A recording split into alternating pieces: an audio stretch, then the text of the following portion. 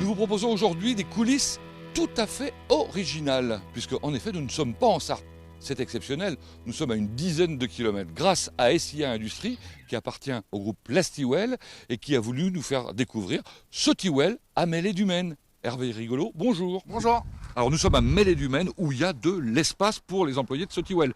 Combien de mètres carrés là? 12 500 mètres carrés couverts, 4 hectares de terrain. Couvert en combien de bâtiments? 3 bâtiments. Carrément. Et alors puisqu'on est sur les combien de personnes? 91 maintenant, D'accord. Depuis quand? depuis les années 80.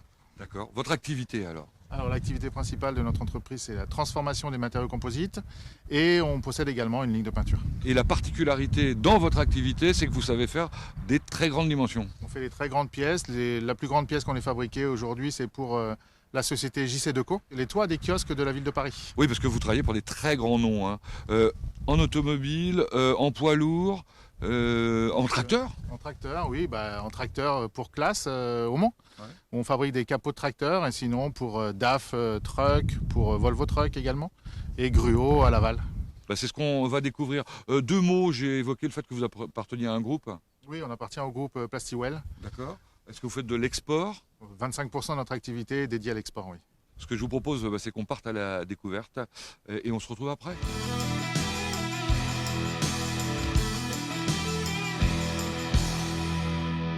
La découverte commence par la traversée du parking. C'est grand ici. Et c'est Stéphane, je crois, qui doit nous parler un peu de l'activité. Bonjour Stéphane. Bonjour Pascal. Vous êtes le responsable de la logistique, c'est ça? Oui, responsable logistique ainsi que responsable supply chain. Très bien.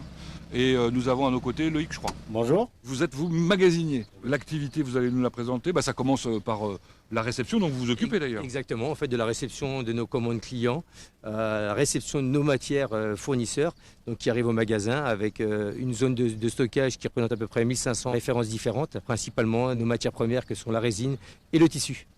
Le tissu, vous allez voir tout à l'heure, c'est pas tout à fait du tissu. Ensuite, l'activité elle-même. Notre usine est décomposée en 5 unités différentes, une partie contact, RTM lourd, RTM light, infusion et la dernière partie qui est notre atelier peinture. Voilà qui est très clair. Bel atelier peinture, un peu plus loin. Ici, on est dans la zone de stockage avant départ. Ce sont les produits finis, là. Oui, tout à fait. Donc, sur des gros volumes, vous avez le toit kiosque pour lequel nous avons équipé la ville de Paris sur une quantité de 700 toits. Ils sont très, très volumineux. Loïc, c'est quoi les dimensions de ça, là? C'est 5,50 m sur 3,20 m de hauteur. Et c'est lourd, j'imagine aussi. C'est relativement lourd, ouais, c'est au niveau du contenant. On n'en transporte pas beaucoup à la fois. 2 par camion sur du porte-char. En effet. Ce qui n'est pas le cas, en revanche, des toits DAF qui sont à côté. Non, là, c'est un transit un peu plus conséquent avec une moyenne de 1 voire 2 départs semaine sur une capacité de 18 toits par camion. D'accord. Merci pour cette présentation. On voit le début du process maintenant avec le bureau d'études. Bon courage.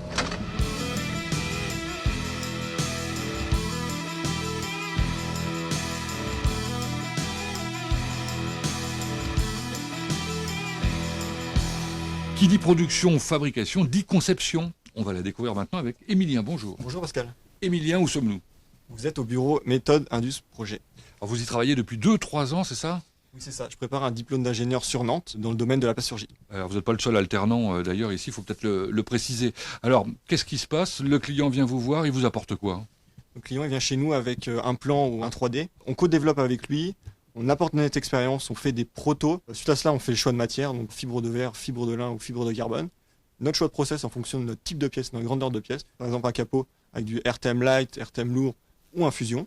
On conçoit les moules en interne, on les fait faire réaliser et on fait l'industrialisation. Donc ça a l'air rapide tout ça, c'est combien de temps à peu près? On peut aller de 2 à 4 mois selon la grandeur du projet. C'est plutôt rapide, parce que vous êtes une équipe assez légère. Qu'est-ce que vous étiez en train de faire là? Alors je mettais à jour des plans pour un capot de tracteur et je faisais de même pour l'implantation de la zone pilote. Zone pilote qu'on va découvrir un peu plus tard. Merci Émilien. Allez, ça y est, nous voilà dans un premier atelier avec Valérie, bonjour. Bonjour Pascal. Je vous dérange en pleine activité, où sommes-nous là? À la coupe tissu. À la coupe tissu. Ça c'est du tissu. Oui, c'est de la fibre de verre. Ah, d'accord, je comprends maintenant. Et il y a des fibres de verre différentes? J'ai une vingtaine de tissus différents. D'accord, en fonction des process, on utilise des tissus différents, tout simplement. On dit toutes les presses de l'usine. D'accord, là vous fournissez tout le monde. Oui. C'est quoi le principe alors? Je fais un matelas, là en l'occurrence 12 épaisseurs. Je mets des gabarits, je trace au trigon à papier. Je découpe avec ma machine électrique et je plie et je mets en chariot. Selon une méthode très particulière. Oui, il faut que je mette les tissus dans l'ordre pour que le mouleur, le premier tissu que je mets, ça va être le dernier utilisé pour eux. Ainsi de suite. Bien, bon, en tout cas, bravo. Et ça fait longtemps que vous faites ça? 35 ans. Ah oui. Donc, bon, vous vous trompez jamais alors. Non, rarement. Bon, merci Valérie. Continuons la découverte, ou commençons la découverte avec Jean-Michel. Il est où? Jean-Michel, alors il doit être par là-bas.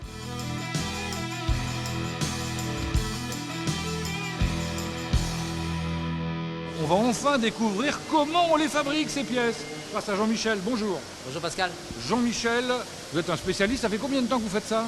En 35 ans? Ouais, quand même. Et vous êtes le responsable de l'atelier. Il y a combien de personnes qui travaillent ici? Une trentaine. D'accord. Alors, avec vous, on va essayer de découvrir quelques-unes des techniques qui sont utilisées pour faire ces pièces-là. Alors, c'est quoi les techniques d'ailleurs qu'on va découvrir? Donc, nous avons le moulage contact, nous avons le RTM lourd et la fusion. Pour chacune d'elles, ça démarre par la même chose. Ça s'appelle le gel coat, le gel cotage. Oui, le gel cotage. Donc on vient appliquer au pistolet une couche de gel coat sur le moule qui nous donne une couleur finale. Ensuite, on pose les fibres. Oui, donc on va venir au pistolet appliquer une mince couche de résine, des couches de verre successives, des renforts métalliques, bois. Ce qu'on n'a pas dit, c'est qu'il fallait enlever les bulles. Oui. Donc avec un rouleau débuleur, on vient chasser les bulles d'air. C'est du manuel, c'est long. C'est très manuel, Hein. très minutieux. Très minutieux. Parce qu'en fait, il faut que la fibre épouse toutes les formes Évidemment. de la pièce finale. Bon, tout ça, on met ça en étuve ensuite. 1 heure à 50 degrés et après, on passe à l'étape de démoulage et la pièce va partir en finition. Qu'on va découvrir maintenant avec Véronique.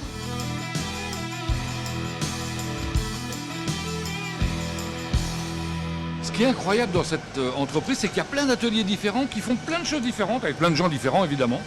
Par exemple, Véronique, bonjour. Bonjour. Véronique, vous êtes là, je crois, toute seule, sur un atelier de finition, c'est ça? Voilà, des capots TMT. C'est-à-dire? C'est pour des chariots élévateurs. Alors, la finition, c'est pas ce qu'on pourrait croire. En fait, la finition, c'est le rajout d'éléments. Voilà, on fait la finition et on colle des inserts avec une colle bien spécifique. Elle est bleue et après elle est verte. Elle est verte quand elle est sèche. Voilà, Et c'est combien de temps pour sécher? un quart d'heure à peu près. Ah oui, donc faut être super rapide et efficace alors. Voilà. Donc une fois que ça c'est terminé, vous avez quasiment fini là. Non, on la met sur un chariot pour voir l'aspect de la pièce. Et là, je mets encore des charnières qui manquent sur la pièce. D'accord. Mais ça n'est pas encore terminé. Et non, on remet sur un autre chariot. Des fois, ça arrive qu'elle a perdu sa forme. D'accord. Alors, on la remet dans les tubes, Ouais. Combien de temps? 1 heure. Ok. On la laisse refroidir et après, on la remet sur un autre chariot. Décidément, de chariot en chariot. Et qu'est-ce que vous en faites cette fois-ci? Après, on met nos initiales et on finit de mettre sur le cahier de traçabilité. Ok, la pièce est signée quoi en Elle quelque est sorte. signée. Véronique en l'occurrence. Bon bah vous saurez hein, si vous achetez un chariot élévateur. Merci Véronique. Bon pour cette nouvelle découverte, on m'a dit que j'allais rencontrer un manceau. D'origine en tout cas, il s'appelle Gilbert. Pardon Gilbert. Bonjour Pascal. On va enlever le masque. Gilbert, on est au poste 23 et je vois qu'il y a un DAF à côté. Ça signifie quoi? C'est la réhausse du camion DAF. C'est ce que vous fabriquez là? Voilà, c'est ce qu'on fait. D'accord. Selon une méthode qui ressemble un peu à ce qu'on a déjà vu. Hein. Là-bas, c'est du moulage contact, tandis que là, on injecte de la résine. Ça s'appelle comment? Le RTM. RTM. RTM, Très bien. Alors expliquez-moi. Donc, gel coat, On habille avec du tissu, de la fibre, et après on injecte de la résine. bah, c'est comme là-bas alors. Sauf que là, il y a un poinçon, et c'est le poinçon qui fait la forme de la pièce. Donc le poinçon, c'est le moule là qui descend La dedans. partie du haut qui descend dans la partie du bas. Alors comme c'est chaud, Au bout d'un quart d'heure, la pièce elle est faite. elle est toute prête. Elle est prête à Ouais, sortir. c'est assez rapide. L'ensemble demande combien de temps? Il faut 45 minutes pour faire une pièce. D'accord. Qu'est-ce qu'on en fait après? Après, on l'emmène au robot pour qu'elle soit détourée. Et ensuite, elle va au collage. On y colle une autre partie. Une autre partie de pièce, ouais. Très bien. Qui bande. Bah, c'était très clair.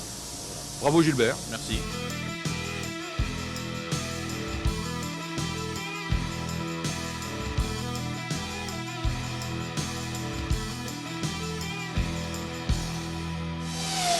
À la découverte de la finition avec la spécialiste. Elle s'appelle Monique. Bonjour Monique. Bonjour Pascal. Je vous laisse enlever votre masque hein, pour qu'on voit votre joli visage.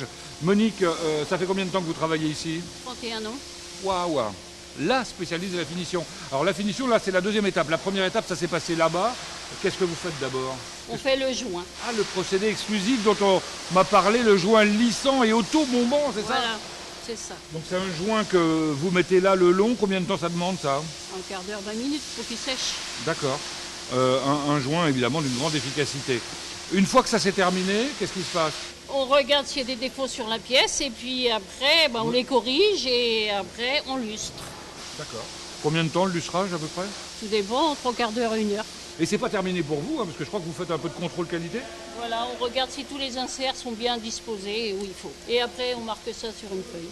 Et puis vous mettez toutes les références, etc. Bon, 30 secondes encore. On va voir la fusion maintenant avec Gilles. Rien à voir avec le thé. Hein.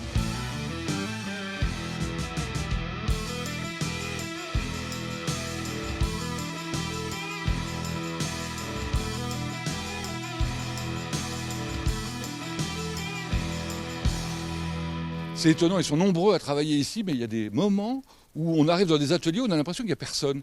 Et non, parce qu'il faut énormément d'espace pour mettre en œuvre toutes les techniques qu'on va découvrir. Et notamment celle-là. Bonjour Gilles. Bonjour Pascal. Vous ne sentez pas tout seul un peu là? Non, ça va. Par moment, vous êtes plus nombreux quand même.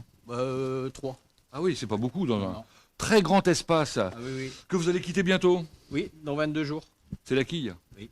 Ça fait combien de temps que vous travaillez ici? 20 ans et demi. Waouh. Vous êtes mouleur et vous faites de l'infusion. C'est quoi cette technique d'infusion? Expliquez-moi. C'est du tirage de résine par le vide d'air. Alors on va essayer de détailler. Ça commence toujours par le gel-coat. Le gel-coat, oui. D'accord. On gel-coat le moule, après on l'habille avec tissu fibre de verre. Et après on descend la bâche, on l'applique comme il faut. On fait le vide d'air de la périphérie. Après on fait le vide de la bâche. Et ensuite on infuse. On infuse, ça veut dire qu'on remplace l'air par de la résine. Oui. Qui va couler dans la fibre de verre. Oui, elle va se faufiler dans la fibre de verre jusqu'à ce que la pièce soit remplie complètement. Ensuite, j'imagine que ça doit sécher. Oui, ça sèche. Au bout de 6 heures, on peut démouler la pièce. À l'air ambiant comme ça? Oui. D'accord. Alors l'avantage de cette technique, c'est que c'est un petit peu moins nocif pour l'environnement, c'est ça? Oui, parce que tous les produits restent à l'intérieur de la bâche. Donc vous êtes en pleine forme Ah, pour passer une tout à super fait. retraite bientôt. Ah bah alors. oui, il n'y a pas de souci. Ça se prépare bien? Ah, ça se prépare très bien. Bon bah super. Bonne chance à vous. Merci beaucoup.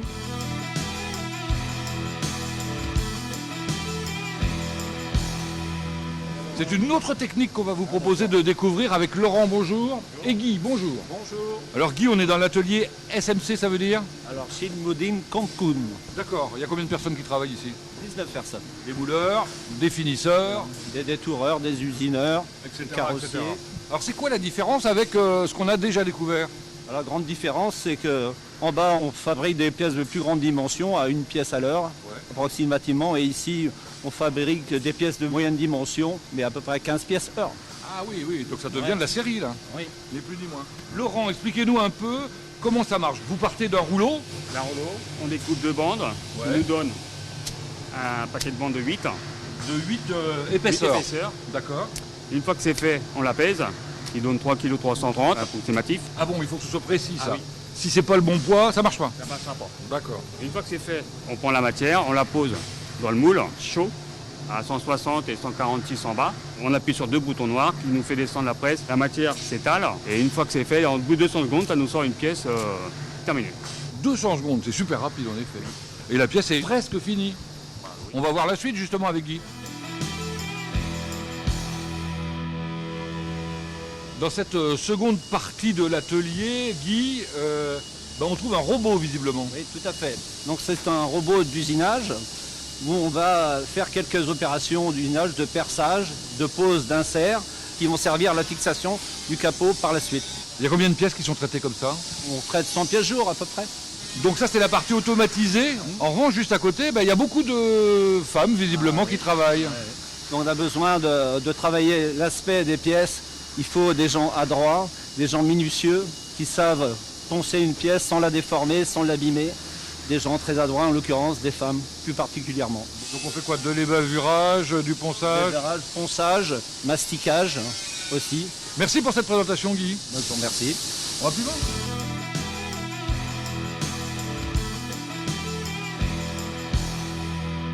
Je ne sais pas si vous êtes comme moi, mais je suis particulièrement impressionné par le nombre d'ateliers différents, de techniques différentes, de matériels différents. Ça doit être une vraie galère pour la maintenance. David Lebrun, bonjour. Bonjour. Vous êtes le responsable justement de la maintenance ici. Il y a combien de personnes d'ailleurs qui travaillent? Alors, nous sommes 6 personnes. Je suis le responsable de maintenance. J'ai 3 techniciens et 2 alternants. Un en première année de BTS électrotech et un en deuxième année de BTS maintenance. L'intérêt des alternants, c'est qu'ils doivent vous pousser en matière de nouvelles technologies, j'imagine. Exactement, ils arrivent avec leurs nouvelles idées, leurs nouvelles technologies, éventuellement rétrofiter des machines vieillissantes qui sont chez nous. Et puis voilà, c'est motivant pour tout le monde, quoi. Vous parlez de rétrofiter, vous êtes incroyable. Je crois savoir que vous avez fait votre propre robot. Exactement, on a intégré notre propre robot dans un centre d'usinage qui était vieillissant, qui demandait beaucoup de maintenance. On a rentré un robot qui est un peu plus fiable. C'est une belle opération pour pouvoir produire aujourd'hui et puis répondre à la demande des clients. Bon, ça c'est pour les beaux projets. Maintenant, le tous les jours, c'est différent. Ce sont les pannes. Il y en a beaucoup? Honnêtement, il n'y en a pas beaucoup. On essaie de suivre au jour le jour les pannes et on est très vigilant. Et autrement, on fait beaucoup de préventifs. Évidemment, des gens sérieux, quoi. Tout simplement. Merci. Je vous propose maintenant de parler de l'avenir. C'est la zone pilote.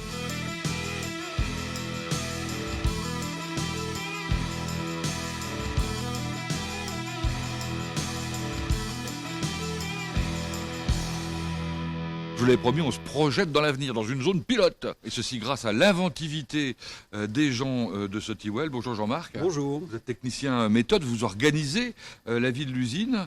C'est avec l'usine que vous avez décidé de la rétrofiter, quelque voilà, sorte. C'est ça, tout à fait. Nous avons un bâtiment qui est très ancien, plus de 35 ans, et nous avons décidé de le rénover, refaire les murs, le plafond, etc., l'éclairage, de façon à accueillir une nouvelle production. Et on fait énormément de choses en interne. On a réalisé une cabine de gel cotage et étuvage, qui est de grande dimension, 6 mètres par 5 mètres, par 3 mètres de haut. On rentrera les moules à l'intérieur. La production moulage se fera ici. Fabrication de pièces de petite et grande dimension en infusion. Nous aurons au total 19 moules, des moules matrices et poinçons. Ici on démoule, j'imagine? On va démouler les petites pièces ici, les grandes pièces seront déplacées et démoulées ici. Nous aurons une zone de collage de petites et grandes dimensions, ainsi qu'une zone de contrôle emballage de pièces en finale. Et tout ça, vous avez fait ça assez rapidement en fait. Les plus gros travaux ont commencé vraiment au mois de janvier. Bon, la fin de l'usine dans 2 ans. Voilà. Oh, c'est moi qui vous donne l'objectif. Vous n'êtes pas obligé de le tenir. Merci Jean-Marc pour cette présentation. Allez, on termine la visite de l'autre côté.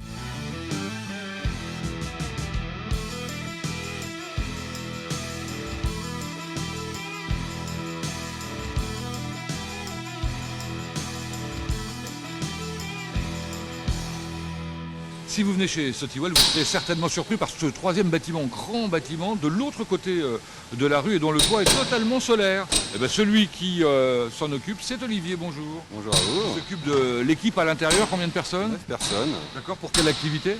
Peinture et montage. Très bien. Peinture des éléments qui ont été fabriqués à côté, bien évidemment. Bien sûr. Alors cette immense cabine de peinture derrière. Composée de 4 cabines différentes. Première cabine, essuyage, soufflage, préparation de pièces. Deuxième cabine, peintre. Nous travaillons en liquide, bien sûr. Troisième cabine, dessalvatation. Nous recyclons les solvants. Et 4e cabine, la cuisson, qui est à 85 degrés pendant une demi-heure. La totalité du process, c'est combien de temps? 1h30, 2 heures. Ça veut dire combien par jour de pièces? Maxi, 150 pièces. Mini, 100 pièces. Bon, après, il y a bien sûr un contrôle qualité dont on parlera dans un instant. Vous avez évoqué, on l'entend d'ailleurs derrière nous, le montage. Il s'agit de montage de quoi? Nous montons le capot classe du début jusqu'à la fin, prêt à livrer chez le client. Et j'ai vu de l'autre côté la même chose, mais en noir. Alors de quoi s'agit-il? Là, c'est le capot Valtra, la Rolls-Royce de chez nous, qu'on appelle. Et là, il y a vraiment un beau tracteur, mini tracteur, on va dire. Voilà, où vous mettez même les faisceaux électriques et tout le reste dedans. Là, c'est la totale. La totale. Bien, merci Olivier, on va voir Laura.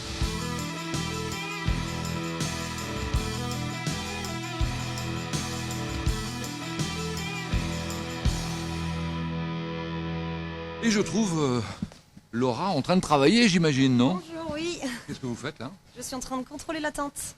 La teinte de cette pièce, alors c'est quoi cette pièce d'abord? Alors c'est Goupil, c'est une voiture électrique de SIA. Ah oui, faite chez SIA Industrie. Et alors vous contrôlez la teinte avec la plaque que vous avez dans les mains? On a plusieurs plaques pour toutes les pièces avec différentes teintes. Quand la teinte n'est pas bonne, on fait quoi? On la renvoie. En peinture. Ouais. Sinon, alors qu'est-ce qu'on fait de la pièce?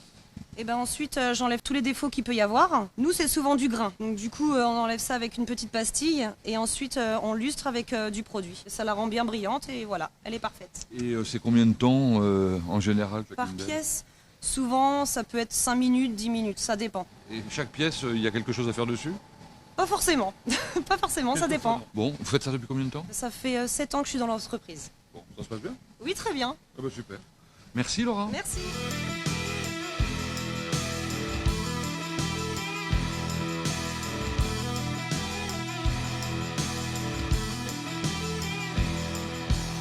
Toutes les bonnes choses ont une fin. C'est ainsi que se termine la visite des coulisses de Sottiwell. Elles sont grandes. Hervé Rigolo, les coulisses du Sottiwell, combien de mètres carrés, Elles rappelez-moi? sont très grandes, les coulisses de Sottiwell, 12 500 mètres carrés couverts et 40 000 mètres carrés de terrain. Ouais. D'accord. Et quand vous faites des visites avec des clients, ça demande combien de temps? Minimum 1h30. Bon, on a vu les moutons, ils sont mignons. C'est pour la pelouse? C'est pour la pelouse, oui. Il faut essayer d'aider un petit peu la nature. Donc on a choisi de mettre des moutons dans notre usine. Alors cette usine, elle est étonnante. On voit qu'elle existe depuis de nombreuses années. À l'intérieur, on y fait preuve d'une inventivité incroyable, avec des gens qui ont l'air d'adorer leur métier. Il n'y a pas de turnover ici. Hein. Zéro turnover. Maintenant, ça fait 40 ans que l'entreprise existe. On a beaucoup de personnes qui ont 30, 35 ans d'ancienneté et elles adorent leur entreprise. Donc c'est vrai que c'est très agréable de travailler comme ça. Bon, heureusement, vous ouvrez la porte aux jeunes, avec des alternants notamment. Puisqu'on parle de jeunes, on parle d'avenir. L'avenir, c'est ça? Ce qui est à côté de vous, c'est une partie de l'avenir avec du mobilier design en fibre de lin. Fibre de lin française, 85% de production française, normande. C'est vrai qu'on est fiers d'intégrer ces nouvelles fibres à l'intérieur de nos pièces. Tous les jours, ça part, je crois, en Italie, non? C'est ça? C'est ça. Ça part en Italie tous les jours. D'autres projets de développement? Énormément de projets en développement, des projets complètement diversifiés, donc qui intègrent aussi de la fibre de lin, mais pas forcément, et avec des productions de plus en plus régionales. Voilà une très bonne nouvelle. Et pour ceux que ça intéresse, voilà, vous savez où ça se trouve. Merci de nous avoir accueillis encore une fois. Merci. Merci de nous avoir suivis. On se retrouve bientôt pour de nouvelles coulisses, quelque part, en Sarthe évidemment.